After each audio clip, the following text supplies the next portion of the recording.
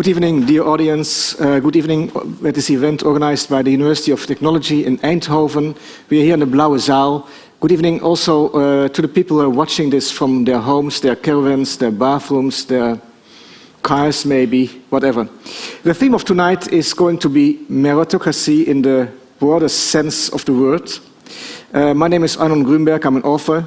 And I happen to work also in this semester with a couple of students here at this university on this issue, on the question whether we can make this world, which is to a certain degree a casino, a more ethical casino. This is going to be a different night than you might expect. It's not going to be it's going to be a serious discussion, but also we're going to live by the dice and die by the dice tonight. And also you, dear people in the audience, you can win tonight. At the end of the evening, I'll ask you a question, and if you answer the question correctly, you can go home with a bottle of champagne, 5 bottles of wine, 10 bottles of beer, or 20 bottles of apple juice, whatever is to your liking. So pay attention, it might be worth it. Just to begin with, I'd like to ask you, who wasn't born in the Netherlands? Okay, that's more than expected. Thank you. We start tonight and we'll end tonight with a question for the Mentimeter. That's a system I'm not very much aware of how it works. So one of my students, the student Mandy from Finland, is now coming and standing next to me. Mandy, and you're going to explain how it works now? Yes. And you're going to ask the question? Yes, of course. So could everyone please get out their phones or their tablets and go to menti.com. And just so you know how it works, you have to fill in the code that is up here at the top. I'll give you a few minutes to do that, maybe a few seconds. Okay, and once you've logged into menti.com, I'd like you to answer this question. I am studying here at the university thanks to my own talents and merits. To what extent do you agree with this statement? Do you strongly disagree, agree, or strongly agree? And for the people who are watching online, there should be a direct link in the chat. And you can do the same. While we are waiting for the answers, the results, I'm going to ask Nilüfer Gundogan to come. Please give her a hand.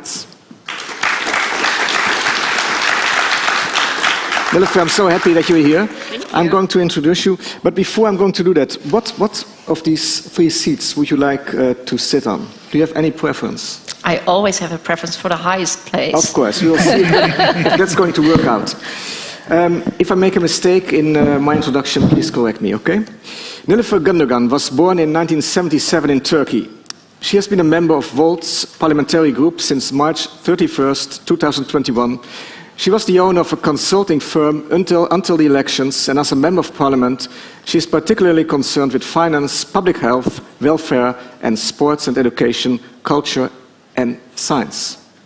All correct. Okay. Then fate is going to decide where you're going to sit. Yes. Who is going to turn the wheel of fortune? It's Mandy, or where's your assistant? Well, yeah? My assistant will do Sweta? Maybe you will do it. So she's hoping for the highest seat. We'll see what's going to happen. Do it together.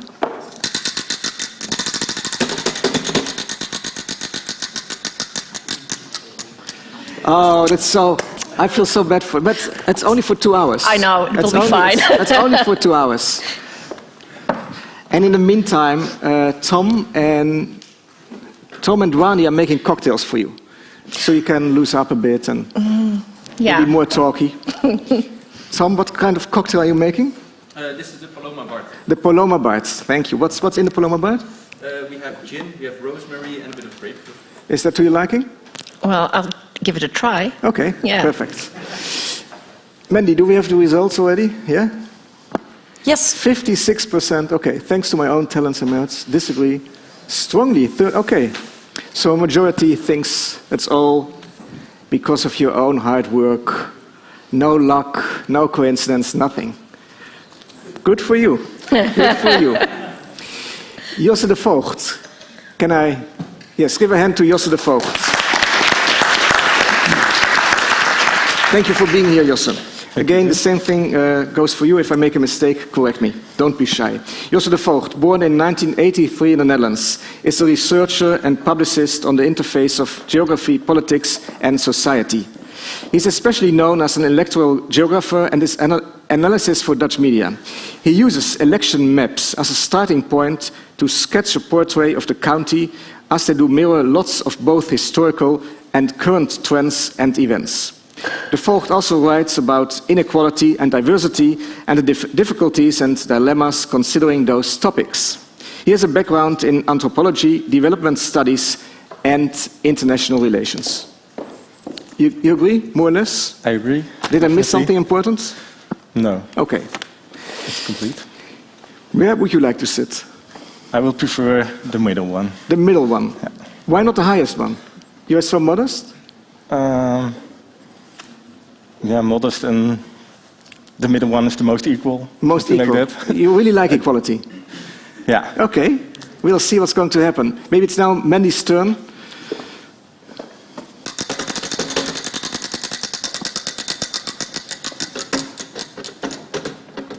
Oh, the high seat. Oh. I have to be unequal. By the way, were you surprised with these results? With the answers? Yeah, I would expect it more or less like this. What would you have answered?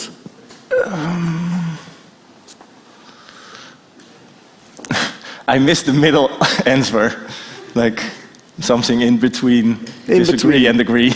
Okay. But in the end, I will choose agree, but agree. The reality is something in between. Yeah.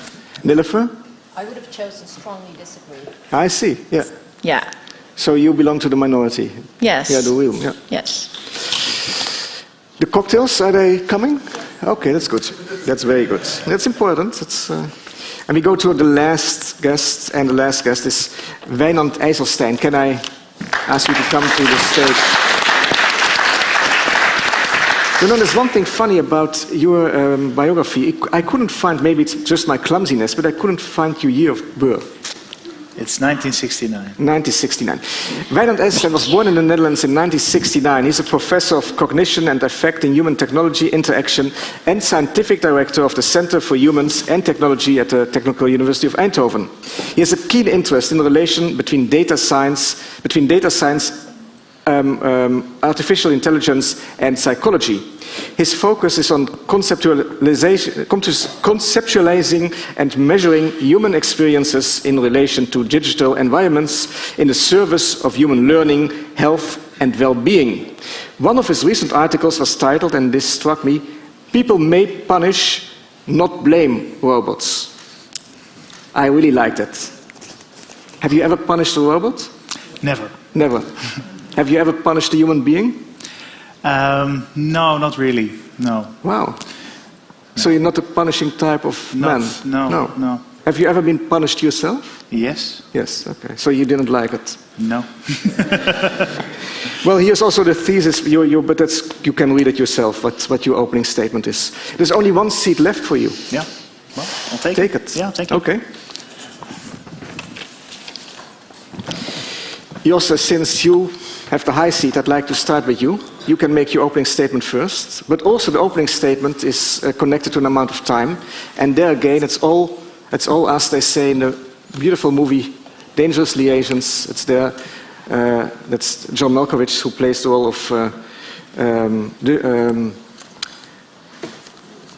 maybe somebody in the audience can help me. What's the main character of Dangerous Liaisons played by John Malkovich?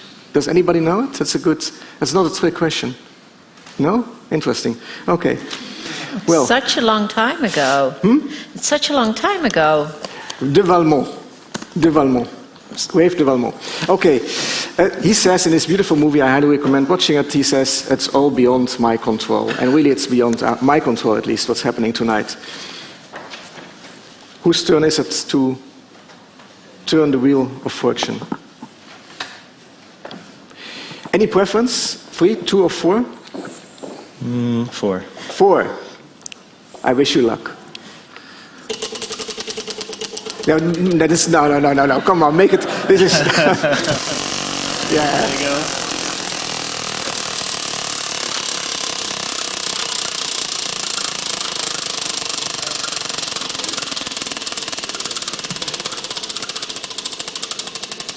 Yes, 4.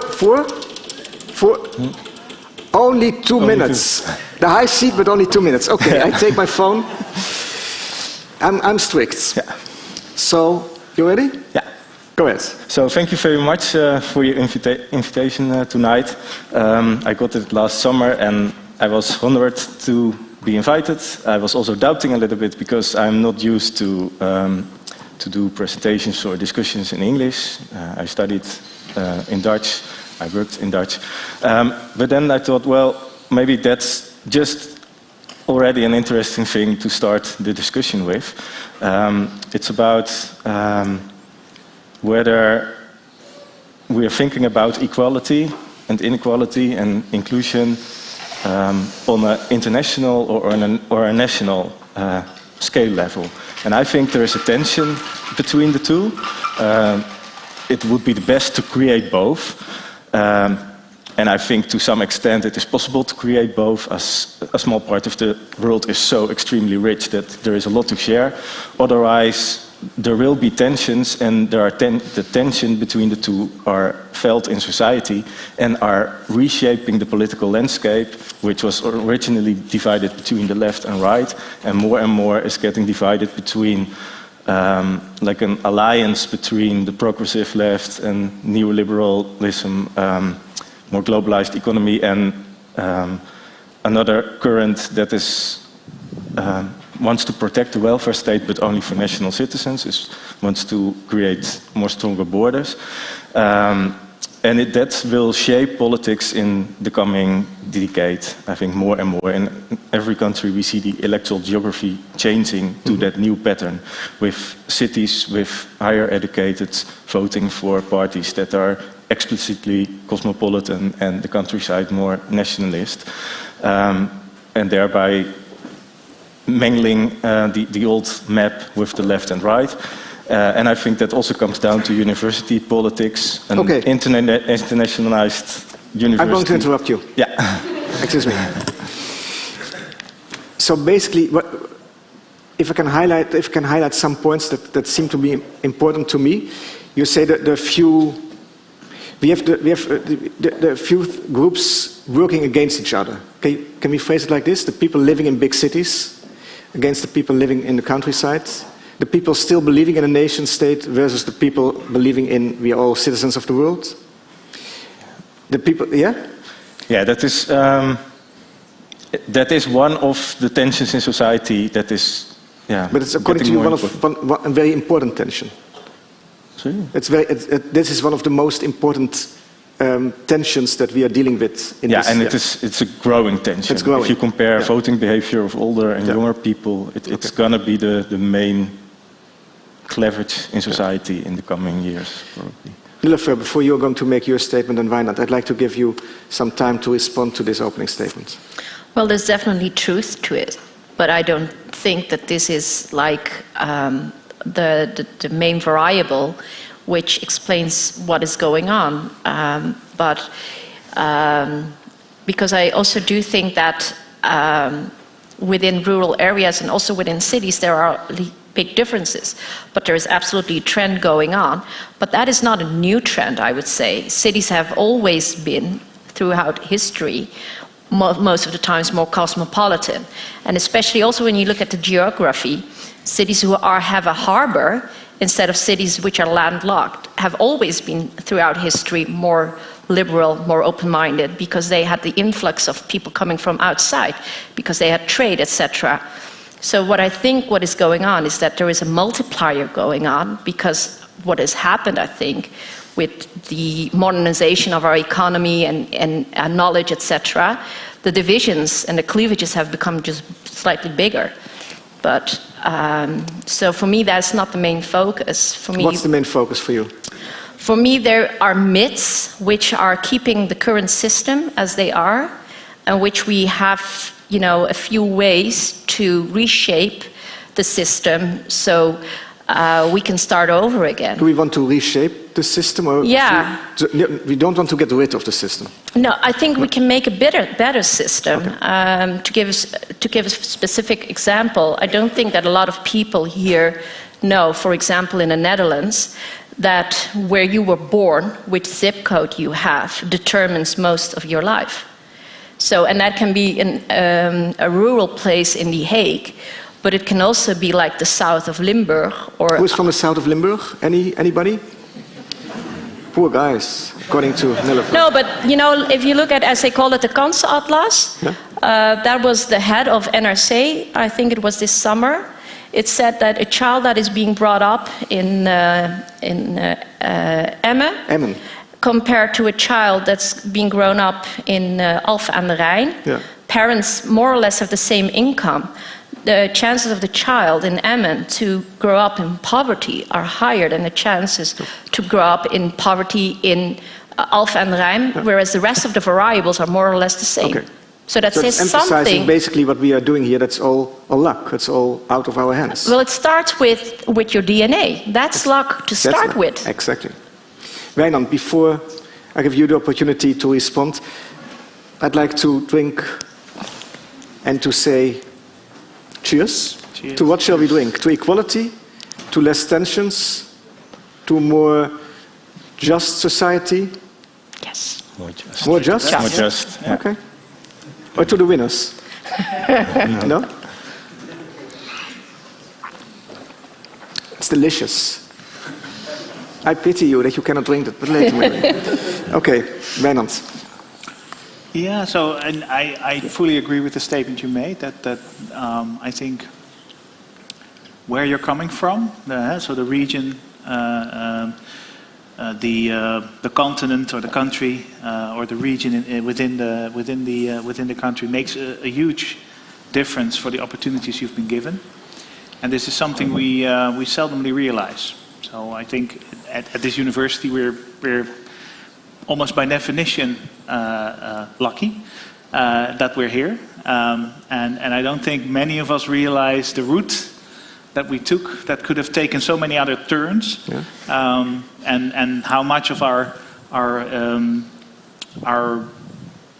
eventual success not only depends on talent and effort, but also I think on opportunity and access. So I think that's so the essence of tonight, I guess, in a way, is to debate this concept of meritocracy, yeah. And I feel that the graph that's here saying I agree.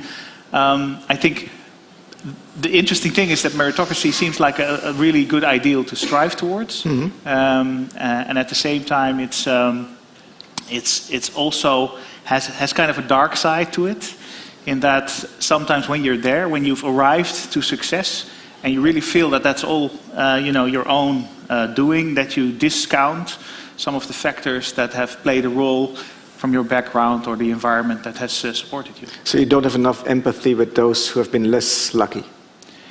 That could be a consequence of having a meritocratic belief, set of mind. Let's say, yeah, mindset. Yeah. So if you think what's coming to you is also due, yeah. So that creates a certain amount of hubris, let's say, a certain amount of self-confidence, and so maybe a self-congratulatory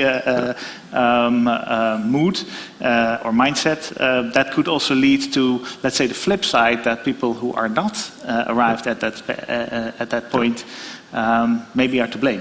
Yeah, that's clear. Nellefeld, I'd like to give you, since you have the low seat now, as the second one, the opportunity to make your opening statement. Sweta, I guess you go for the 4 minutes? I can do it in 2. 2?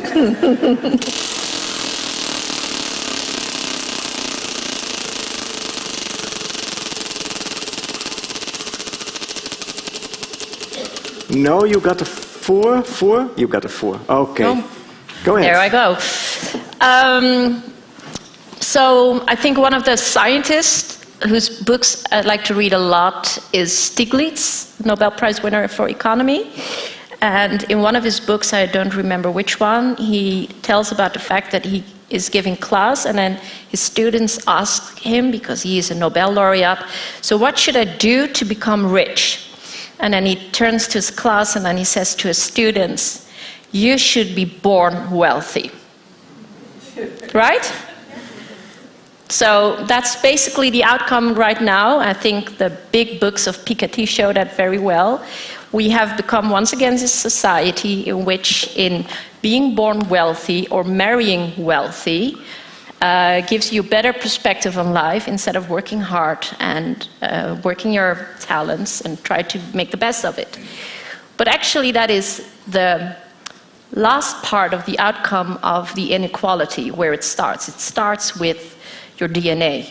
And I'll give you a personal example. I have a 4-year-old, close to 5 years, and I was disciplining him the other day because he was saying something to my mother, and I said, that's not nice to say, you cannot say that.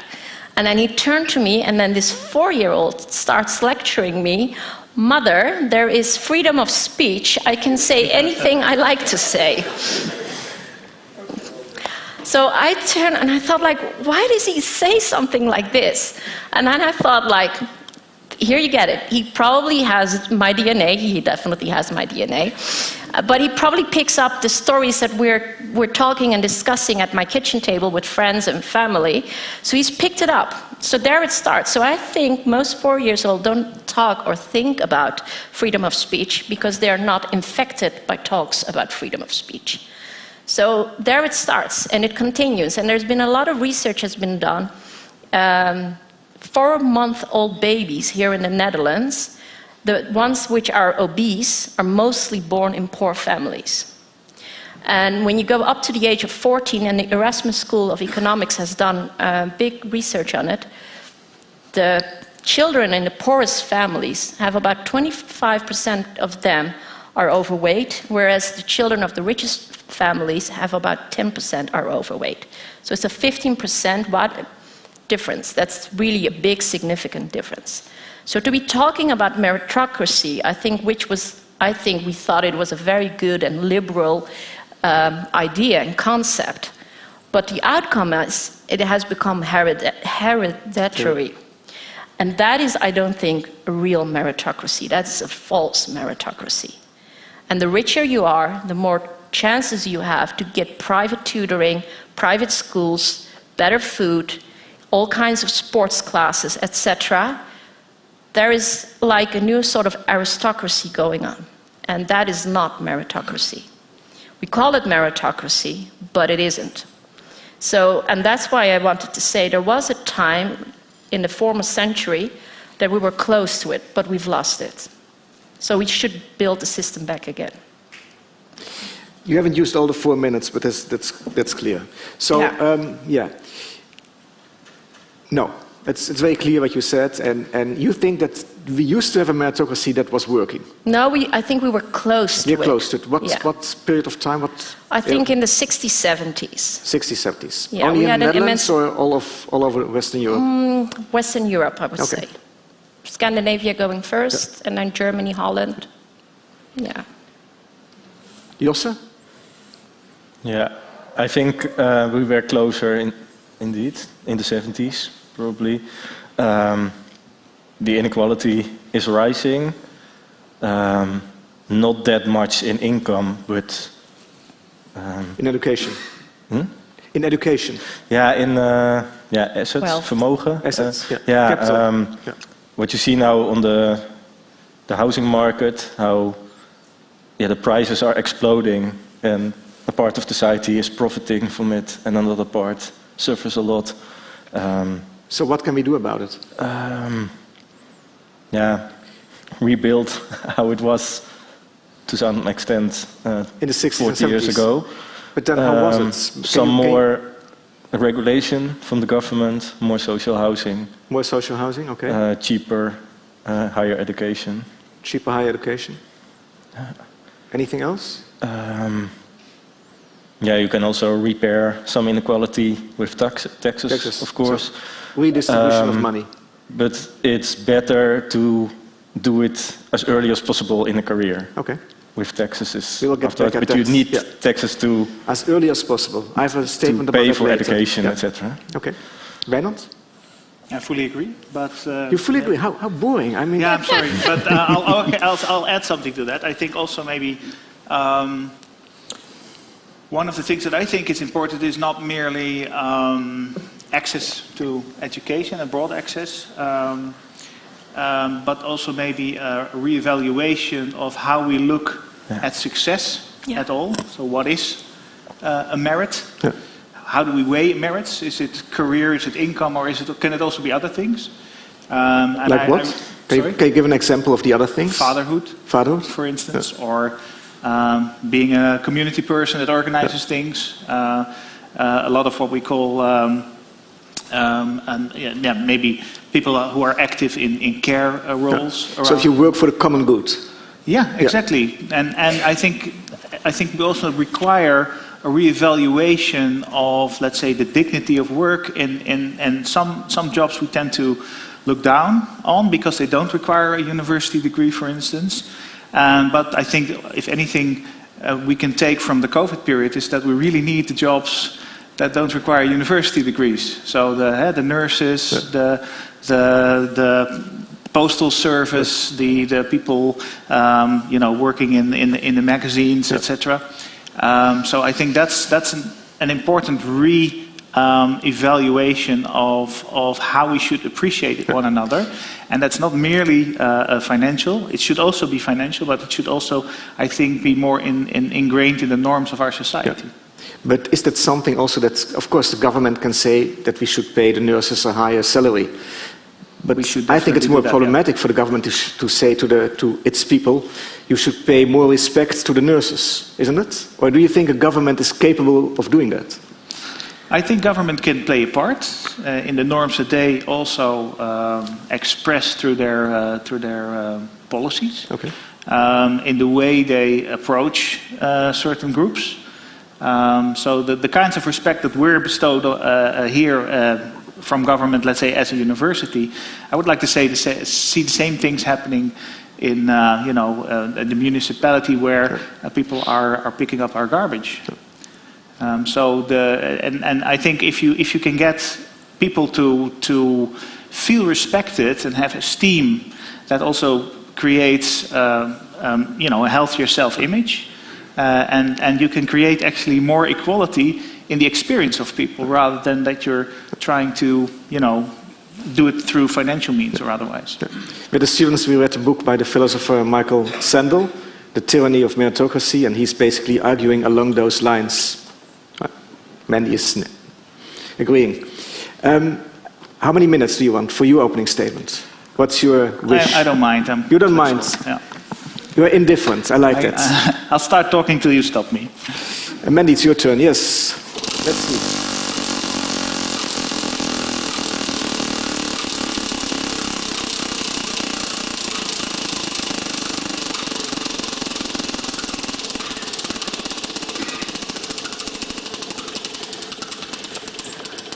Two? No. Here in the middle is nice. 3 minutes. Go ahead. All right. So, I'd like to share with you a personal anecdote. I'm a professor here at this university. My wife is also a professor here at this university. And we have 4 kids between us, 4 boys. And so, almost 5 years ago, I think, we had we were at breakfast. And I posed a small riddle to my kids, and maybe some of you will recognize this already. So the riddle was a father and his son are in a car and they get into a car crash, and the father passes away, and the son is rushed to hospital. And he's put on the operating table, and the surgeon who wants to start to operate on the boy says, "I can't do this. This is my son." So I asked my kids, "What's going on here? Right? What do you think? Who's this surgeon?" And so the first response, the smallest kid said, "Oh, they're gay. It's a gay couple." So no, my wife actually was, a little annoyed. And then the second, my second son said, well, maybe it's his stepdad. Again, no. And the third one, after a long pause, said, maybe he had a transgender operation. So, my wife almost imploded at that point in time, as you can imagine. And we tend to think of ourselves as a rather emancipated household, but of course we failed miserably in our bringing up our children, because of course it was The mother. It was the wife, right? It was the mother of the boy. And so that I think also expresses some deeply ingrained biases that we have towards certain job groups, for instance. You see this also in the professor job, for instance. That's also seldomly seen, particularly as a female enterprise. But the point I'd like to make is that many of the things that we are up against when we want to produce, let's say, an equal playing field, are not the explicit rules, but much more the network of nudges, the implicit nudges that are part of the culture that we all share, and the assumptions, the default assumptions that people who want to walk, from the trodden path have to fight against, right? So the expectations, for instance, that you're as a female, as a young girl, for instance, not supposed to build robots but bake cookies, and the expectations that a technical university might only be something for nerds, which already has a male connotation. That is. I'm going to interrupt you. All right. Thank you. Nilofer, can we overcome our own biases? Can we imagine a life without any biases? Without any, I would say no. But can we overcome them? I think by actively trying to set you back. Yeah, I think we can achieve a lot in that. Yeah. And how? Can you help us how we can do it? Can you help Wijnand to make his family a better family? Well, that's a huge question. I don't know whether I'm the right person. Well, I do think that in this case, it has a lot to do with what you know and what you think of. So your brain associates the word surgeon probably more often with a man than with a woman. So what we need in medicine is that more women become surgeons. And I think that is already a trend that is going on. So I think probably maybe the next generation can't even think of men being doctors. So do we need more affirmative action? Yes, I'm in favor of that most of the times, yes. And for what groups? Women? Who else? Yeah, I think probably most minorities, but not only minorities, because when we were walking towards here with Wijnand, I said to him, the example I just gave you guys from Emmen versus Alphen aan den Rijn, we already forget that even among white men, there can be a lot of, discriminatory things going on just because they were born in the right or wrong zip code area. So the zip code can also be something that we should maybe have affirmative action on. Okay. Certain zip codes, I like that. It's kind of the zip code lottery, but then in a different way. Josse, anything to add? Or do you just agree? Yeah, I agree that there is a lot more than meritocracy alone. We can say meritocracy is the problem, or we can say the problem is that there is not enough meritocracy because there are a lot of biases, a lot of inequalities where you're already born with, which prevent some groups to come up, to fulfill their to blossom, position in perfect meritocracy. But it is difficult to change it, because if you are going to do affirmative action, you will punish some groups that are not responsible. Like what you already said, there are very big differences between white men, and that's why I'm very hesitant for that kind of affirmative action policies, because personally I was grown up poor on the countryside. I have several chronic diseases. I have a child with special needs. For me, it's much more difficult to work in a university than for many others.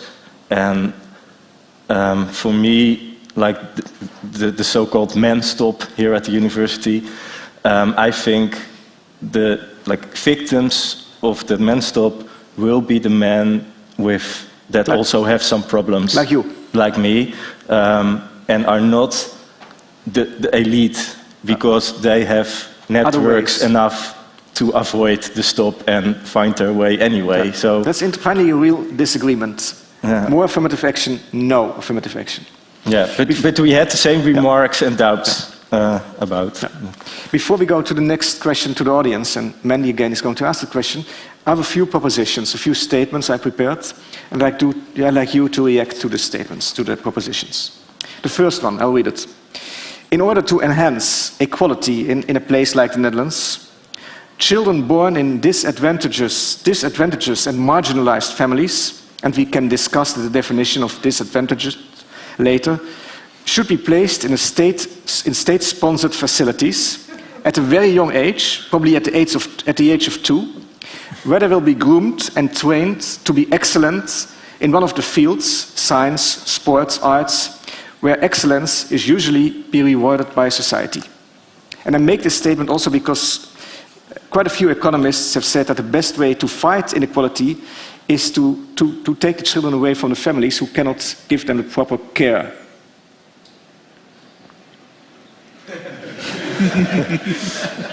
I'm trying to help this world bring more equality to the world.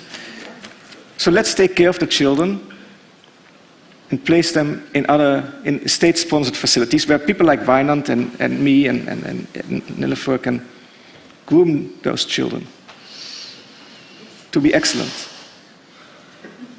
I hope there will be a response. Well, if you're going to do that, I think you become an unethical society. That's to start with. Why? And, so that's interesting. So you agree that we might create more equality, but the tool itself is unethical? I think so, yes. And I think talking about ethics and morals has become something that is, considered for sort of hippie kind of people. But I think at the end of the day, it's the glue in our society. So I think we should be more aware of what is ethical and what is just and what are morals. And I also do think that there are better ways to approach it, which are ethical. And I do think that one of the things is that we know a lot of these variables which put you, lagging behind towards other children, like your zip code, how well educated exactly. Your parents are. 1,000 days are very important. So exactly. So we all know that. But you can also try to intervene as a government or as but in what ways? A policy. Well, what you could do is you see in some countries, you see that children don't start at the age of 4, but they already start at the age of 2 or 2.5. That's mandatory. So there's no difference. You mean send maybe not a state-sponsored facility, but just go to school earlier? Yes. At the age of 2, okay. Yeah, and it helps kids who have a more lower socio-economic background, definitely, but because you don't discriminate which child you will put in there, it equalizes all. So that's one thing. The other thing that you could do is that you have policy against the segregation that is going on in the Netherlands in education. To give an example, most highly educated people, especially in the bigger cities, they choose schools already based on the CITO score. Right. So they create their own bubble, and then... The CITO score, maybe you should explain, is like... Oh, sorry, that's after elementary school, you take a test, and that determines, and the Netherlands is one of the countries which, after Germany, within the EU, decides what level of education you should go to. And whereas a lot of neuroscientists know that the brain can catch up a lot of things that you did not get from home, that you were not taught because the language level of your parents were low, between the ages of 12 and 15. So instead of that, giving those children extra time to develop further, we pull them away and we put them in lower classes, and that's the stigma they're going to get the rest of their lives. A quick question. Are you against what we call in the Netherlands, what is being called in the Netherlands, speciaal onderwijs, special education? I think we should change the system completely. So no special education Yeah. for Christians, Muslims, Jews, nothing? Because that is like the religious segregation. There is educational segregation going on. There's social economic segregation going on. Our children, we saw that last weekend in NRC, some schools refuse... But Nilüfer, what if I like my children not to mingle with your children? Nothing personal, but I just... You don't want your son to talk to my son. Excuse me, yes. For the sake of the argument, yes. For the sake of the argument, I love them to be buddy-buddy, but for the sake of the argument, yes. Well, I think you can go for a society like that, but that's one again, what kind of society do you envision? I envision that my son talks to all kinds of children. So I should give up some of my liberty in order to make society more equal? Well, I don't think necessarily equal, but I do think it should be more accessible for everyone. Accessible for everyone, okay. Yeah. Wijnand? Well, coming back to your original statement, taking children from their parents, I'm not a big fan of that. Even if they're not capable of really grooming the children so they can go to Eindhoven I think you University. should enable the families to improve the situation overall, right? So we've just heard about zip code areas that can use a boost. Nilüfer said maybe we should start school earlier.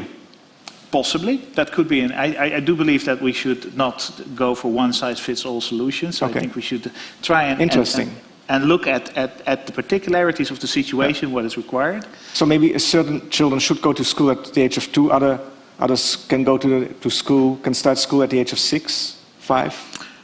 I'm not necessarily that kind of freedom, but so I am a fan of children going to school relatively early-ish. Okay.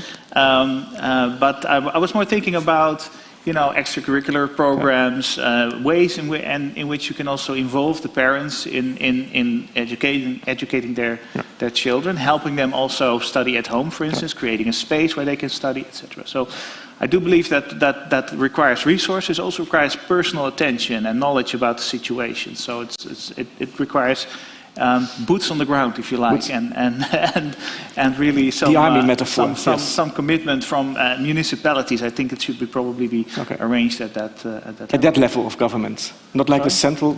No, I don't think the central government has the detailed view of what's needed in each region. Yeah.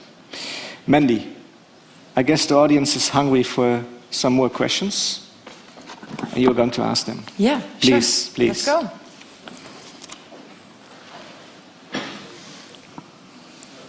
I'll ask you again to go to menti.com and to fill in, I believe, the same code that we filled in before. I guess we are waiting for the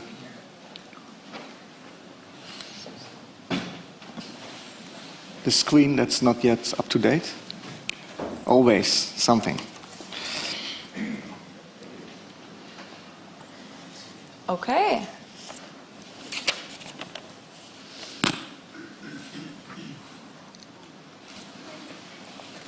So, let's go to the next question. Do you consider yourself to be more of a winner or a loser in the casino that is life? In the meantime, maybe you can make some more cocktails. Even though they haven't finished their cocktail yet, but I believe there's another cocktail coming. Yeah? Dwani, what's the name of the cocktail you're making now? What's the name of the cocktail you're making now? A whiskey sour is coming. A whiskey sour. Yes. In the meantime, I have another statement for you. Oh, this is a nice one. Equality is a pious lie. People always want to compete. They just don't want to be eaten alive when they fail. They prefer watching other people who are being eaten alive. Again, maybe something is wrong with my propositions tonight. I thought read it again, please? Yes. Equality is a pious lie. It's a lie. People always want to compete, so we cannot get rid of the fact, I would say, or the hunger for competition. We're always competing. There's also compassion, but we're always also competing against each other. They just don't want to be eaten alive when they fail. They prefer watching other people who are being eaten alive after having failed. My question is also about schadenfreude. Can we overcome this beautiful thing, this beautiful emotion called schadenfreude? Or are we really like all saints? I believe that we are all sinners, but maybe we are here. Maybe I invited only saints on this stage. Well, there's the devils are there. But I think the reality is something in between. I think it happens both all the time, that there is group solidarity, but it depends on the person. What is the group? Is the group the family, the village, the country, university, or the world, or the university? And I think that is one of the tensions I was describing. Yeah. And I think there's always some competition to some extent, but that doesn't mean that the result has to be very unequal. You can have differences in status, but still be well to the one with lower status. That doesn't have to Let's go starve. back to the example you just gave. You said maybe you want to apply for a job here at university as a professor. And you gave the example with certain, when there is this affirmative action, you might be the victim. You use the word victim, so you're competing against, you believe there's no fair competition anymore. Yeah, I don't exactly see the connection with the... Well, you said we can have. You said you made a statement. The competition is possible, but we can have an outcome that's more equal. Yeah, but how, if you compete, if there's just one job, how can be the outcome more equal? Well, what's important is what is the consequence if you don't get that job? Yes. What would you like to be the consequence? The problem is that situation with affirmative action happens in a context in which there is also less social welfare than 20 years ago. So if you get that job or the other person get the job, matters when it comes to status, to have the job, but it also matters a lot in your financial position. And that second thing you can repair. You can say, well, this person has the luck to have this job, but that doesn't mean that the other has to be poor. No. And I think then it's less hard to be excluded from a position, because we cannot be a professor. So you're an advocate of a more generous welfare state. Yeah. Yes. I'm afraid to lose my job or the opportunities for a job on the university. I'm working on a position now. I'm trying to get a position. But it will be a pity if I don't get it. But it's much more problematic because the welfare system is not working well enough. Is not good enough and is a lot worse than 20 years ago. Because there are not good social benefits anymore when you get sick. No, that's I agree. But the welfare system is not taking away the competition. It's just making the situation of the people who lost some competition, giving them some security. Yeah. Let's look at the outcome of this question. Wow, 85% winners. What would you have said? What would your answer have been? Well, is it on a national or an international level? I think that would make the difference. Okay, let's go back to all, and then I go to Wijnand and to Nilüfer. Let's say Eindhoven, on the level of the city of Eindhoven. Winner or loser? In between. In between? National level? Also in between, because of the combination of intellectual capacities in combination with chronic diseases. I think I'm a combination. And it depends on the day what I feel more. On the international level? Definitely winner. A winner? Yeah. I think, explain? the biggest privilege I have, and many of us have, is like we are talking a lot now at universities about male privilege and white privilege. I think a very important privilege that's not talked that much about is nation-state privilege. It doesn't matter, at least it didn't matter a lot, it's changing now. 20, 30 years ago, when you was born poor in the Netherlands, you could still go to university without any problem. And that is quite unique in the world. And that makes you, even if you are poor here, already a winner on the international level. But within the Netherlands, people, they will always compare themselves with people in their street, in their village, and then they can feel like a loser. Maybe they are aware that on the other side of the world people are... They're not thinking of them. That's what's used to be called keeping up with the Johnsons. They just compare themselves to the neighbors and not to what's going on in Afghanistan. So it's like more kind of relative deprivation.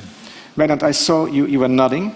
Yeah. So should we think more when we think about equality, not only about what's about Emmen, what Nilüfer said about The Hague, about zip codes in the Netherlands, but should we think of, let's say, Afghanistan, Mali, Congo, and compare ourselves to the most disadvantaged people in the world, instead of looking at people that are still relatively advantaged and privileged?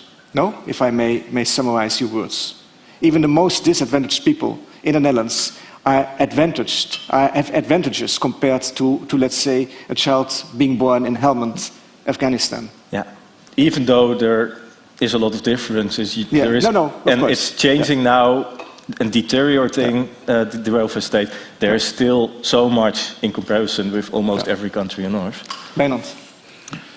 Yeah, so I think that we're incredible winners in the Netherlands, and also being here at this university, being able to study here or teach here. But being a winner doesn't mean that I gloat over people that are not winners. And I also feel that it's vulnerable. So being a winner, I'm also really aware of the vulnerability and the luck, basically, that plays a role in this position. And I think what you're suggesting is, looking at Mali and other countries, I think that's a very good suggestion, because that will help us also have more gratitude towards what we have and what we're, to some extent our own effort, but also to some extent sheer luck, have achieved. And I think that also can maybe relativize to an extent some of the discontent that is sometimes felt in our society. We complain too much? I think so. Mandy, I think we have another question, no? If I may. Yes, we do. Let's go to the next one. If you could pick a country where you would be born again, not knowing your gender, intelligence, health, or ethnicity, which country would it be?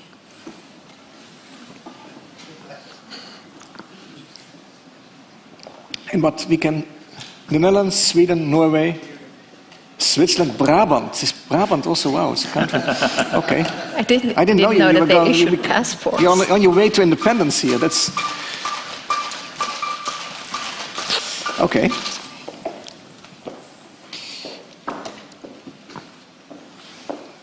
The cocktails are coming. Nilüfer, do you have something to add to the discussion about, and maybe something to add to what Wijnand was saying, that maybe we complain a little bit too much. Maybe we are so focused on all the things that are not going well here, instead of also looking how we could have lived if we were born in let's say Pakistan or whatever.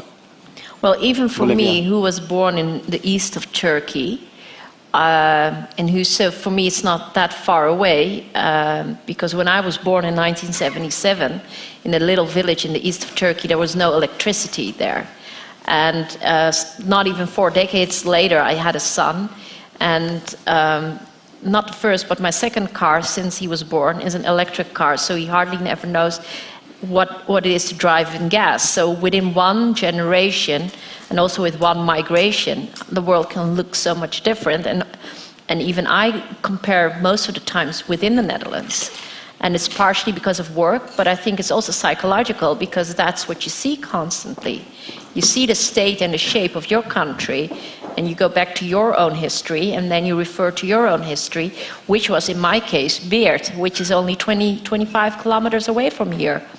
So I think it's very human, but at the other hand, the rationale is that we should have a broader view. Absolutely. We should have. Yes. We should have. Yeah. And I think the broader view should not only be about the geographical space, but it should also be the broader view in time. What kind of world are we going to leave behind? And I think if we ask that question to ourselves much more often, then I think the debate about climate would have been in a very better position right now than it is. I think if a lot of people who are my age and older would have asked themselves that question about climate that most of you are doing right now in your 20s, I would say most of you would have started doing that. I think having renewable energy, having much more isolated houses, having smarter solutions for infrastructure and mobility, I think we would have been in a very much better place. And what's your idea? How should we have gotten that outcome? Well, I would ask all of you, ask your parents and your grandparents to think on your behalf. Ask them the moral question. The older generation? Yes. Okay. For me, that's the toughest cookie to talk to in politics are the older people who are not much very into climate, which I think Corona has been just a slight amuse of what we can, get on our menu on how devastating the world will be. How do you define elderly people? What age? My age and older. Okay. Yeah, so it's 44 and older. 44 and older. Yeah, I'm very open about my age. Good to know. Do we have answers already? Or are there answers coming? I think these are the answers. These are the answers. Yeah. Sweden, the Netherlands, Switzerland, Pakistan. Everywhere but the USA. I love this really USA hater. That's always good to know. Liechtenstein. Yes, I love to be Liechtenstein. Okay. But still the Netherlands, Sweden, Norway. Okay. Yeah, very clear. Two times Liechtenstein. Liechtenstein is popular. Interesting. Before I open the discussion up to the public, and we have this huge dice that can be thrown around. I have two more statements. Democracy might be abundant for the sake of equality. We discussed it already during dinner. If equality is, let's say, a matter of higher taxes, and people are not willing to vote for higher taxes, the elite, you guys, you are the elite tonight, must force higher taxes upon them. Well, you are a member of parliament. Yes. Tell me. Forcing something, I don't think that's ever a good idea. Okay. No, I don't believe in that. So we should, even if the outcome of elections are horrible, we should accept them. Well, accepting has, a very broad meaning, I would say. I accept and respect the outcome as it is. We are a small party, so chances of Volt influencing directly in Parliament are not that big. But this is also a stage in which I can try to, influence people. So hopefully next time Volt will become bigger and then we can influence Parliament even more. Okay. So yes, I do accept it for now, but I hope in time we will become bigger so we can have more, more fair taxes, better climate policy, better education, all the things that I cherish a lot. So maybe you hope by influencing this small amount of people here. By the way, you were sitting on this low chair and suddenly I was reminded of this horrible scene. You remember when van der Leyen and Charles Michel were visiting Erdogan and there was no chair for van der Leyen. You remember, of course, Yeah, the scene. definitely. Do you want to sit? Because I don't want to come across, even if it was just the Wheel of Fortune, as somebody who's sexist. Do you want to sit on this chair? Why would I want to sit there? Because you're on the lowest chair. Oh, I don't mind. You don't mind? No, I have a big enough ego, so... Give her a hand. That's... Josse, what's... Maybe you should ask the students if they're sitting on the ground. Do you want to sit on my chair? I actually would like to, Yes, please, go ahead. I can stand. Thank you. By the way, that was their own idea to sit on the ground. Don't get me wrong. Nobody was forcing them, no? Mandy, you want to sit on the ground, yes? On the I floor, did, yeah. yes, Yes, you yeah, want to sit on the floor, for yeah. dramatic impact. For dramatic impact, yeah. Josse, do you believe that we should accept the outcome of elections, even if that means that apparently the electorate is not willing to live in a society that's more equal, more just? In the end, yes. But we have to, political parties that want more equality and higher taxes should do everything to convince people that it's in their interest to pay for some social services and for education. That I think there's too much a mentality, penny wise, pound foolish, boekhouders mentality. Bookkeeper mentality. Yeah, bookkeeper mentality. It costs money, so we don't do it. I think you can convince people that education, for example, is an investment. It will cost money by now, but in the end, it will pay off. And you can easily switch to the other side, to society, and become of being in a situation where you need help from the government. And I think you can explain that to people. And I think even for once there was a research, the happiest people on earth are right-wing voting people in countries that are governed by left-wing parties. Because the right-wingers are in general somewhat more rich and more happy and healthy, but they profit from the high level of the welfare state, of social rest, social order, because otherwise, if you don't have a welfare state, you have to protect your house with fences, which also takes a lot of money, because otherwise you get robbed, for example. So there are a lot of arguments to convince people, look to which countries are chosen. Yeah. The country with very high taxes compared to... But there's other way of saying it. Some people would claim that the social democratic parties in most European countries that have faded away, also because of their successes, not because of their failures, because the social democratic ideals have been realized to a certain degree, I would say. Yeah. Before I go to my last statement, and then again the audience will ask the questions or give statements. Wijnand, anything to say about democracy, less democracy, more equality? Yeah, I believe in democracy, and I also believe I fully agree with the statement just made. So that I think education is key. Investing in education pays off in the long run, not merely in terms of, let's say, innovation potential, etc., but also in terms of our thinking capacities, our critical thinking, and so also ability to be forward-looking in our choices. That's a big challenge from a psychological point of view. I mean, we're sort of beings that are easily seduced by instant gratification rather than, the long term. But I do feel that we're now also in a time where things are, dramatic changes are required. Corona has maybe also taught us a little bit about what's possible in this space. That dramatic changes are possible, and I think. If we can frame also, for instance, our climate debate in more concrete and real terms and make it experientially also more real for people, I think we would be able to help them make the right choice. To help them? Yeah. By nudging? Well, giving information is a form of nudging perhaps, but also by training their critical thinking. Yeah. And that's something education?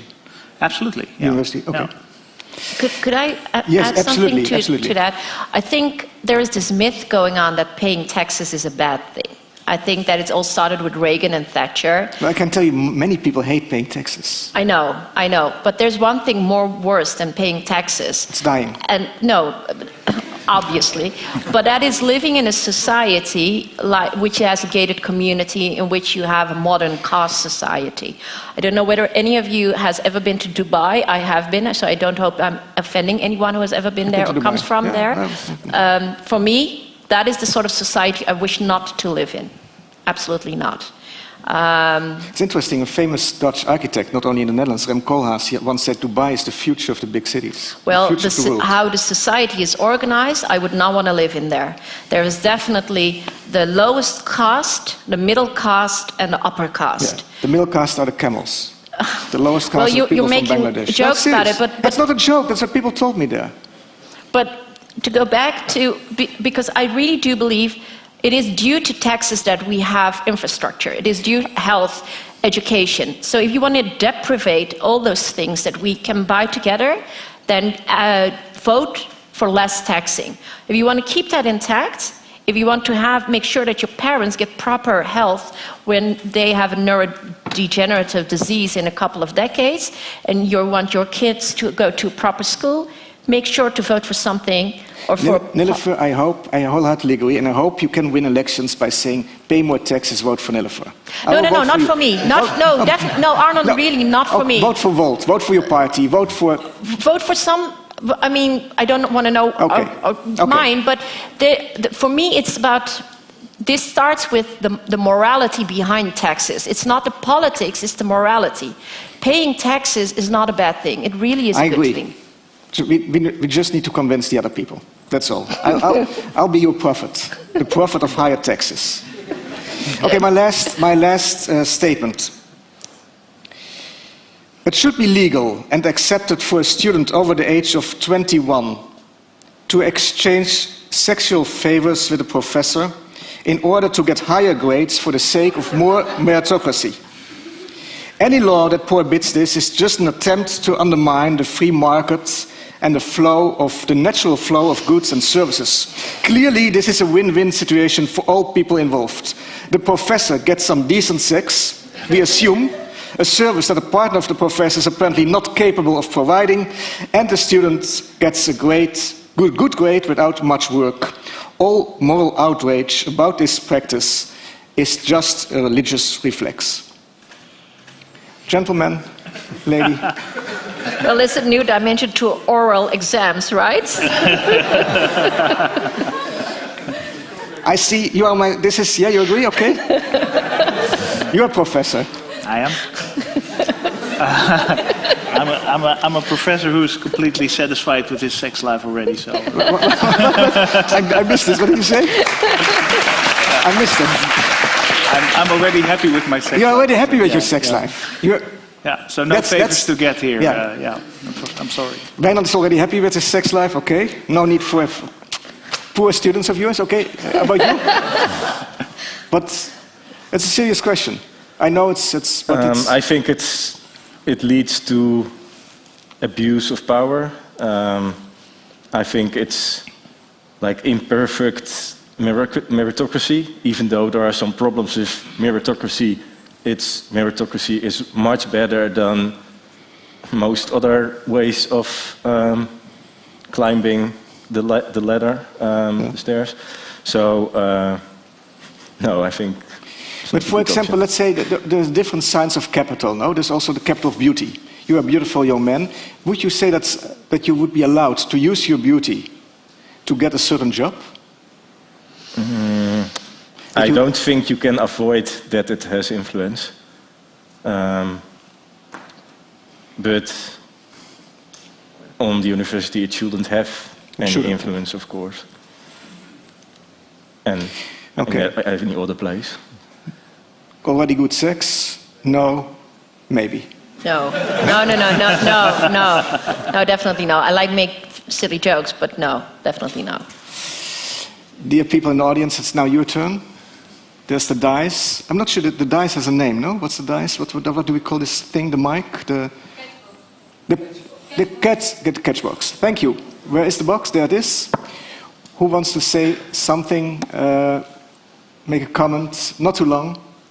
Ask a question. Else I'll just throw it around. You can throw it around, but that's, yeah, let's do that. Casino. Catch it. Oh. Yeah, it's yours. What's your name? I'm Ramya. Do you want to say something? Well, I find this interesting because I It's a mic, it's a mic. Oh, okay. Yeah, it's a mic. I didn't even know that. Okay. I mean, I find this discussion interesting because I come from a country that's so-called developing, in a sense. When they spoke about how it is relative, the privilege you have is relative, I think I kind of agree with that. Because if I compare where I come from to here, I see a lot of differences, but at the same time, I would say I am like privileged to actually have the opportunity to come here. So yeah, in that sense, I agree. In that sense, you agree? Yeah. Yeah. Okay, Yeah. thank you. Any other? Yeah, there's behind you. Yeah. What I found interesting, what Nivelger said about CITO exams, I actually got a higher grade or higher score than they expected. So then I got in a higher class. So I think You were sent to a higher school system. Yeah, You were sent because to of VWO. the CITO, Yeah. CITO score. So I thought that was. And what do you want to say? What do you imply by making this statement? That we should pay less attention to the CITO score, more attention to it? That it's. Well, I think that it is a helpful tool, and I don't think it should be abolished or it should be gone. But I think it has its merits. So in that way, I think there's already some meritocracy in our society, but so not as dark as I first saw it. Okay. So, You mean you thought you had a much darker vision when you were in the elementary school? No. No? No, not in that way, but maybe I have a more ideal vision of like that I work hard for it. Yeah. But when I grow up and I gain more expertise, and for instance, my father says, well, it's better if you do this and this, then you have a better chance of getting that job, of getting a higher grade. But I feel like that's cheating. And he says, yeah, but it works. It works. Yeah, so in that way, I think the older I get, the more I believe. That your father is right or not? Yes. Yes. Yes. You're a cheater and you're proud of it. I'm glad to hear it. I'm on your side as well, yes. It doesn't matter how, just... Yeah, no, I say it in jest, but yes, I think sometimes cheating is unavoidable. Yeah. Yeah. No? People disagree? No. Any people around you who hate cheaters? No, nobody. Yeah, I see a finger over there, or a hand. You can throw it, yeah. I think it's human to cheat, of course. But we are, in one way, we are discussing that the Corona showed that the people in the supermarket and the people in the hospital who didn't do university have a very great value for our society. And on the other hand, we are stressing the importance of a high education. And I think we are failing here a lot. So we really believe our own myth that we are much more important and much more, and we earn more, and we give each other much more platform. So we forget also the structures, like here the setting, that there's one person sitting on the ground, and there's one person sitting up high, and nobody. We have these silent agreements. We were born into this society, and we will not talk to a drama setting, and we will accept the way it is, and we are not going to discuss. So all these kinds of things, we are born into this society, and we accept that high university grade earns you a lot of money and earn a lot of respect and status, which is not necessarily, how you say, I don't think so. The university professors are so important for our society. Some are, but most are not. They're just being in their own group, having a lot of fun, being very important. Wijnand is important? Yes, yes. Okay, Wijnand. Yeah. Someone else? No, but I have a question for you, because do you really think that we value university professors too much? Yes. Are you yourself a university Certainly, professor? yeah. Almost. Almost. Fontes, yeah. I'm at Fontes, so I see a lot of students coming via VMBO, MBO, via our thing going to the university, and some of them are really clever, and they're also very surprised by how much people think they're important here in the university. And I think rightly so. Yeah. And we really all believe this. A lot of people look really down on people who are not have an education. From deep inside, there's this. People look down on people who didn't go to university. Yes. Okay, I never went to university. The burgers. That's besides the point.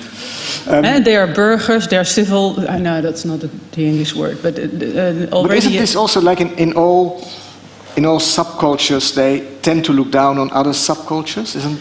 But people in the university have much more platform, not much more influence. They know people in Shell, they know people at Schiphol, they know people in the It's like the old boys network. Yes. Wijnand, do you look down on people who didn't go to university? No, not at all. Not at all. Unconsciously. No, so I think it has also to do with my own roots. So I'm not from an academic milieu at all. My mother was a nurse. My father was a submariner.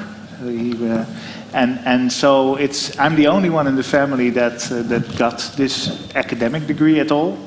And so my bubble is not as extreme as you may think. So I'm also sort of relatively acquainted with normal people. And so I don't look down at all. In fact, I have some experiences also teaching for students of Group 8. So giving them some Sunday school type personal education experiences, and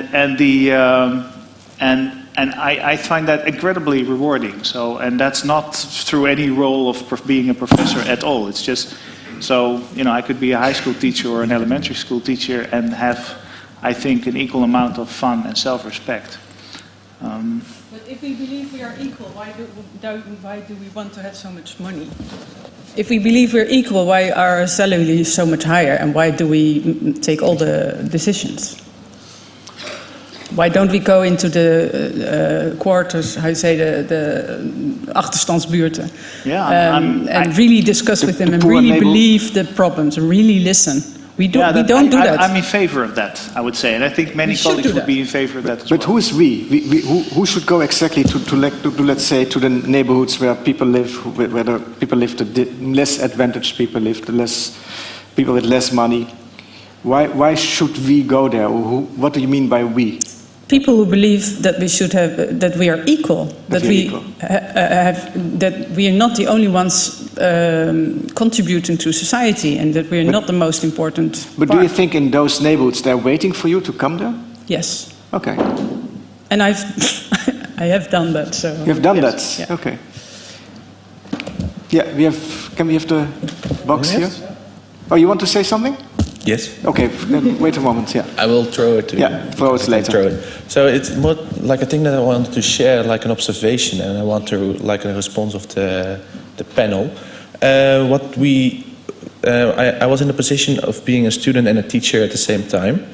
And one thing that I heard in the corona crisis is like, hey, everyone feels shit, but all the grades went up. So when we're talking about the meritocracy, like the measurement of how we study, it's always been in grades. Like, okay, for the CEDO score, and not much about, okay, what did you actually learn, but can you perform well on a test, like something. And what the observation that I now make is that a lot of my fellow peer students are more happy, like have more social contact and all those things, and actually are learning more from the conversation that they have with each other. There is more like development in a broader sense, but what you also see is like probably the grades will go a little bit down now because of more stress and more like last minute cramps. So maybe from this anecdote, I want like a response. Like, okay, what do you recognize or what do you see in this? It's a question for the panel. Yeah, maybe. I mean, basically, if I to summarize what you were saying, you said you have been a student and a professor and a teacher, and what you observed is that some students were really at the beginning focusing on their exams, getting high grades, but there was a lot they didn't have time for, let's say, social interaction, conversations, a certain amount of playfulness. And what you're seeing now is that maybe students are getting not so high, not the grades are lower, but they have a better social life. The quality of their lives is improved. Yeah, and also like if you compare them in the corona crisis, like last year this time, you were only like behind your laptop, only focusing on school, putting maybe more hours in because you didn't have anything else to do. So the thing that you need to learn were more focused. Now you have more broader sense and more development in a broader sense. Maybe Wijnand, since you're a professor, you So I recognize what you're saying. I think students are sometimes under an enormous amount of pressure to perform, and I don't think that's always conducive to good learning. So and I also believe that being a student is more than just doing exams, right? It's also a phase in your life where you're trying to develop critical thinking, you're trying to relate to other people, you're developing in many different ways, in addition to learning a set of skills and knowledge that you need for future endeavors. So I'm in favor of a more balanced approach. I'm in favor of more downtime, perhaps, also to engage in real society activities instead of just focusing on those books. Having said that, I know that the system is what it is. And I do believe that people are more prone to learning when they're not stressed all the time. Right? So I feel that having really a performance-oriented mindset is actually detrimental to the learning process. Okay. So and in fact, I think it helps to be a little bit more relaxed about your learning and try and do more shared activities. So less focus on just the grades and the next exam. Yeah. So I think there can be a focus on excellence. Yeah. But excellence meaning that you become a valuable contributor to a certain part of society, without necessarily having to reach that ultimate top level beyond everybody else, right? And do you believe that here at this university, because it's a bit too easy an answer, I would say the system is the system. You're part of the system, and if we all say the system is the system, I think Nilofer would agree nothing is happening. So would you say that here at this university you're working for, there's too much emphasis on just the outcome, just the grade, and not about all the other aspects of what you were describing as what it means to be a student? Yeah, so you can be critical. I make sure that you won't be fired. So no, I'm not afraid to be fired here. So I think the university should invest more in Bildung, right? In creating a more a total experience of intellectual growth and critical thinking. And I'm not alone in this university, and we invest in this. Being here is a part of that. But at the same time, I also realize there's lots of pressures on students, pressures to perform within a given time frame. There's money on the line. So I'm realistic in that sense. But from my own personal point of view, I try to offer the kinds of teaching that engages them more in debate, rather than just does rote learning. And also at my small level of influence, I try to also change things a little bit in my local environment, so that we also have that mindset of being more mastery oriented rather than performance oriented. Thank you. There was a gentleman over here, no? It was you. Yeah. Can you throw the mic, the box? This person. Yeah. No, here. Yeah. Okay, so you were talking a bit about talking to the people, and I was wondering, those people, do they want to listen? Because you've talked politics for a brief time, and the people... You're now referring to the lady? You, I think, talking to the people in the...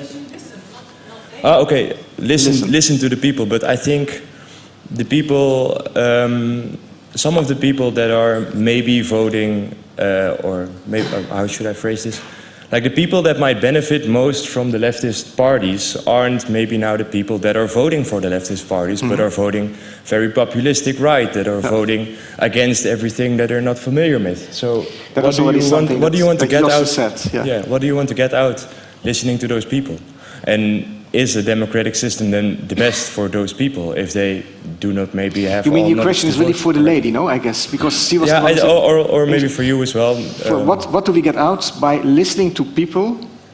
Yeah, that are not well informed. That are not well informed. Yeah, or maybe that. So you believe there's a distinction in society between the informed ones and the not so informed ones? Yeah, or maybe the willfully not informed. Willfully not informed. Because maybe in the light of the corona pandemic, there are many people that are doing their research on the internet, limiting themselves to really a very confined set of sources. Yes. And what do you get out of this? Do you look down on those people? What do you say? Do you look? Wait. Do I look down on those people? Yeah, I guess so. Yeah. I guess so. Anybody else looks down on those people? Be honest. Yes, one honest person and more honest people. Okay, a few more honest people. Yes, I guess the question first, and maybe the people here, is for the lady in the last row. What do we get out of you? You said that you want to go to these neighborhoods and to listen to the people. What do you want to get out of this listening exercise? The gentleman here is asking. Well, it's exactly what I meant. This way, they are not informed. No, that's not true. They know exactly what they need. They know their problems. And a lot of people in The Hague or in the gemeenteraad, council of the municipality, they act like they're listening, but they deep down are thinking, okay, they are not so informed, they are a bit stupid. And they are not.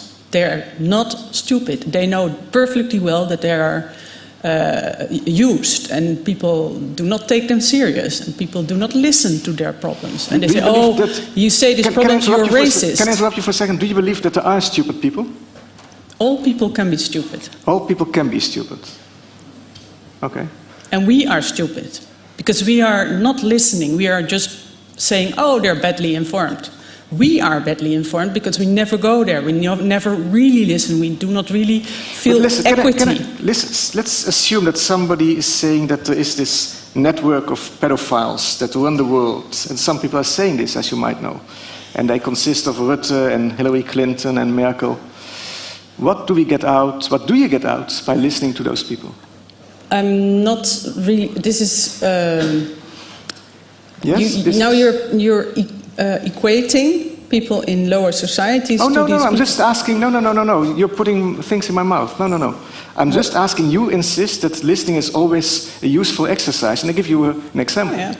Okay, so if you listen to people who are complot thinkers, or how you say, you take them serious, so they feel a connection. And then you can,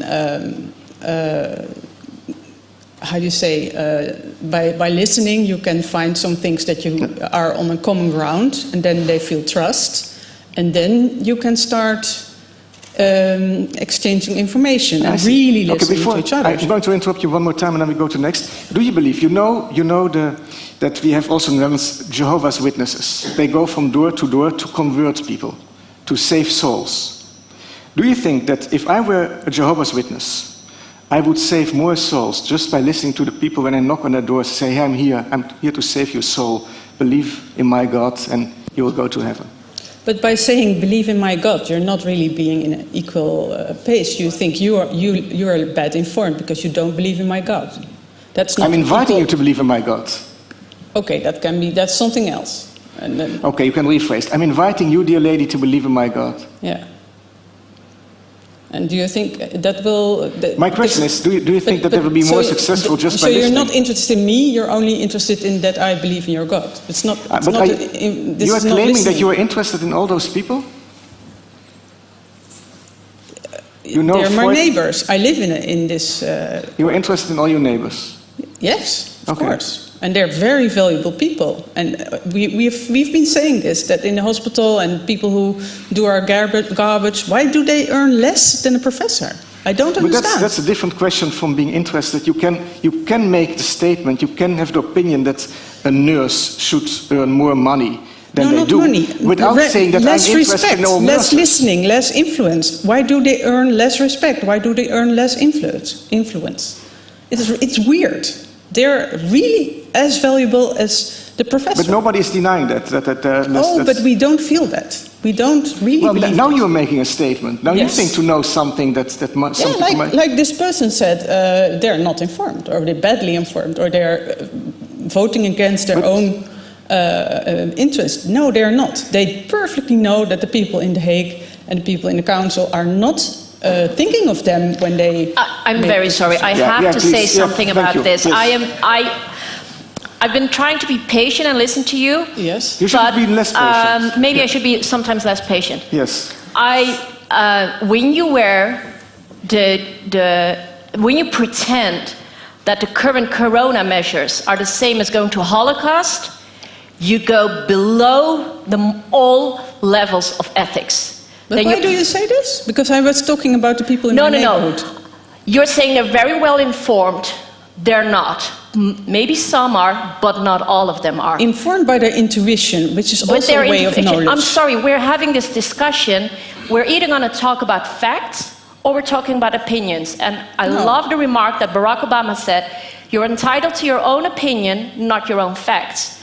And the minute as a politician that I will have to choose a corona policy or which kind of policy, based on all kinds of opinions in society, I can never be able to make a good decision.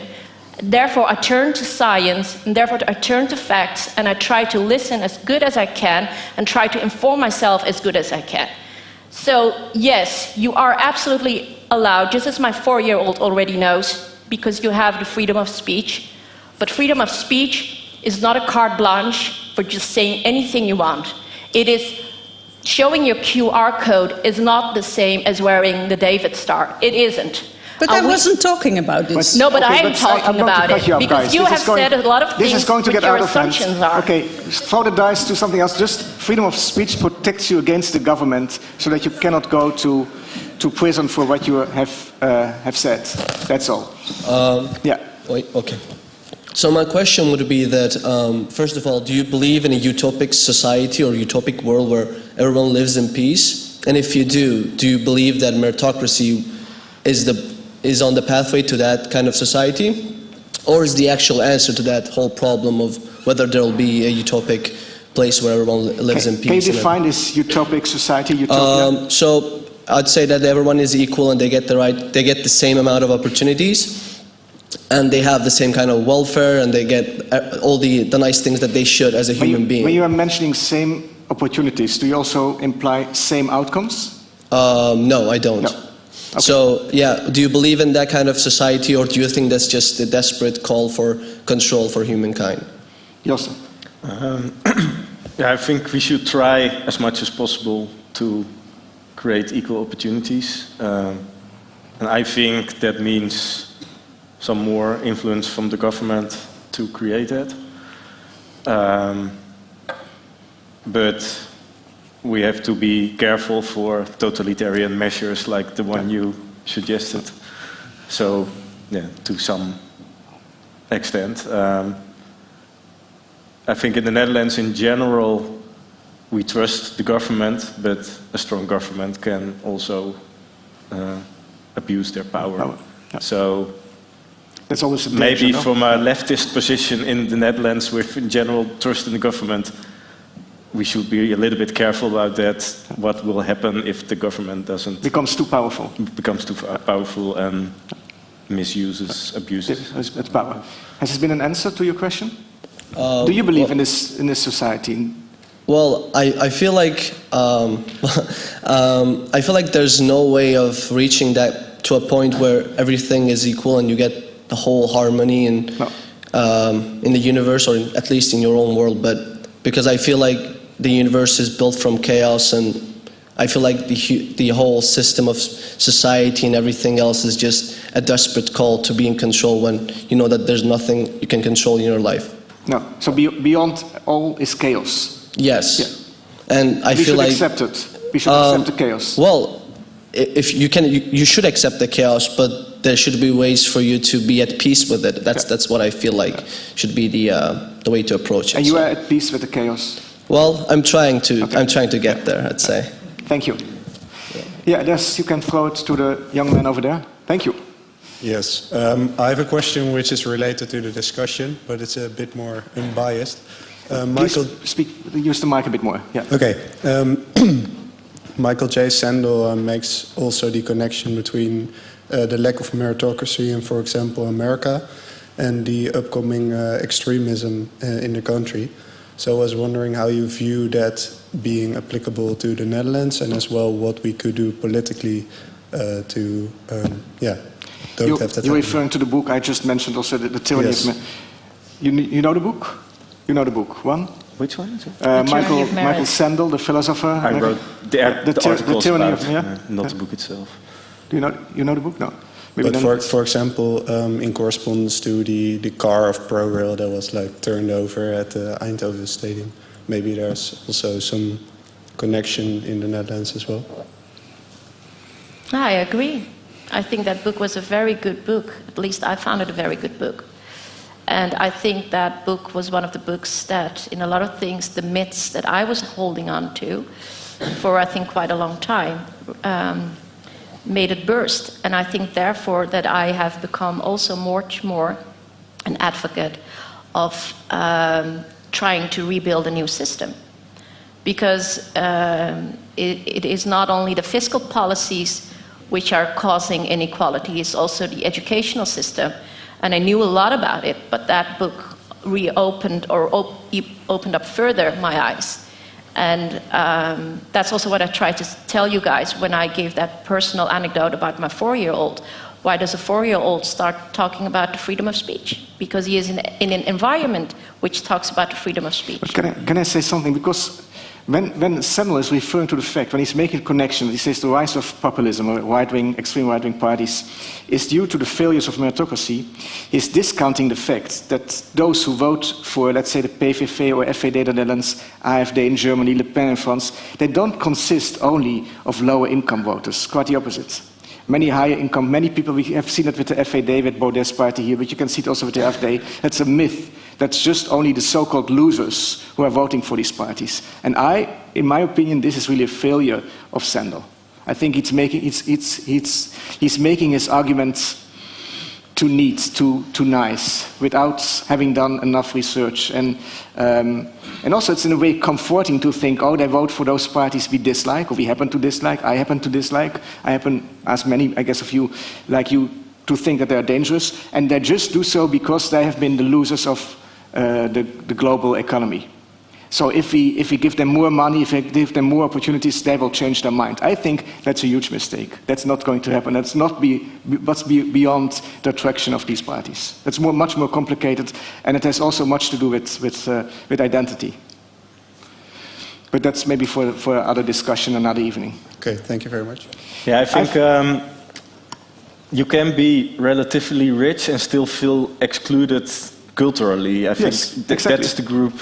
Take Donald Trump. I think he felt excluded from a certain elite that didn't take him seriously. But Josse writes really well about that book. If you want to read another book about it, that goes in all the variables that you were talking about, the people versus democracy. It's not about what you really have or don't have. It's about the perspective for yourself or for your children. Is there any idea that there's going to be a better future for them or not, or for yourself? And that variable, I think, is a very urgent variable. I agree. And there's a middle income trap. Just not only the economy. No, I think that's a mistake definitely to think. not. We have time for 3 more questions. I'd like give us 3 more questions, okay? Quickly. Yeah. Please. Thank you. At least one. I lost something off the mic. I hope that's okay. Yeah. I do. No, I have a question for the panel, because you have a lot of ideologies about how we can make it more fair and more just. But how would you realize that in a practical way? Because I think both the middle and the higher income class don't want anything to change because they are on the good side of the coin. But also that is a bigger group than the lower income. So if we would live in a democratic system, this system will keep in place. So how can we persuade the people who are above and are on the winning side of this society to vote more ethically and to pay more taxes for like better healthcare, better education? We discussed a bit, but maybe Nilüfer, since you're the politician here. But like practical, not in the ideas, but like how can you really persuade them? How can we persuade people to pay higher taxes, to vote for parties like Nilüfer maybe, or like left-wing parties? Well, I would like to, I think all of us have a moral compass. So I want to ask all of you to look in your moral mirrors and to envision the world in which you think is a better place for yourself, not only for yourself, but for your parents and for your children and the generations behind you, and then vote. Not only for the next 4 years, but vote for probably the next 4 decades. Please. We'll see what's the outcome, but also, you agree, because when we were having dinner, you said people are not only rational, they're also always true. irrational. But for the short notice, what can we do as a policy? Start education earlier. It will benefit all kids. And also make the education bigger. I'm a huge fan of Bildung. Education should be much more than only learning. It should be also about exploring the world and yourself. I promised you 3 questions, but I think I looked at the lady sitting there and I felt that it's about time to wrap up this evening. I promised you that you could win something. So I have a question for you before we wrap it up and before this last question that you are going to ask. What was the name of the first cocktail that was being served? If you know the name, you cannot only win a bottle of champagne, you can win a weekend with me in Germany in a 4-star hotel. I will ask Nilüfer to come as well. But you know? Oh, no, you are out. You are out. You made the cocktail. Anybody else? Yes? Yes, you. What's your name? Carlijn. Come on stage. Do you want to come on stage? Or? Yes, please. Hi, dag Carlijn. Hi. What do you study? Sustainable innovation. Okay. What do you prefer? The bottle of champagne, the wine, the beer, the weekend with me and Nilüfer, or the apple juice?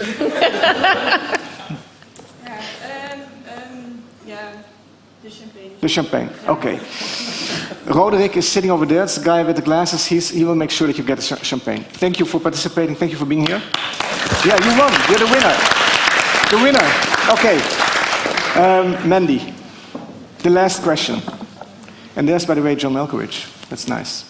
Yeah, let's go to the last question.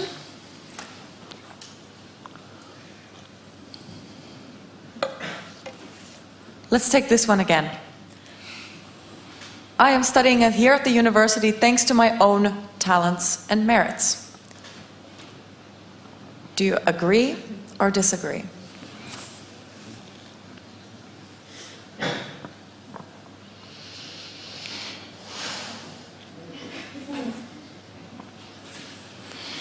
There are some differences, no? Yeah. Mm-hmm. People are a bit less convinced of themselves, it seems. Yes? Yes, no? Well, I would not say that. That it has to do with confidence. I think maybe we've influenced why we got here. Excuse me, do you know why I got here? What do you mean? You got by car, but no, I think most of you maybe think of the route that you've taken, that it was also partially luck, and you were advanced and had advantages. And maybe that's the shift, I think. It was partially luck, yes. It's all about luck. That's why you were sitting here, you were sitting there, you were sitting there. I aimed for that one. Yeah, you're now sitting here is also part of luck. Okay, I would like to thank you for being here. Thank you for listening when you were at home. I have to make one more or less serious announcement. Bachelor students will now be able to register for use. Do it. It's now time to do it. Thank you all for being here. Thank you, and also give a hand to the students, please. Where are the cocktail makers? Come here. Come here.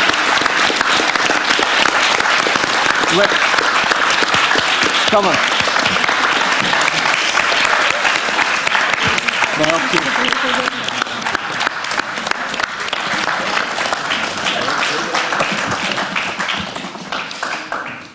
I guess you can go home now or drink a cocktail.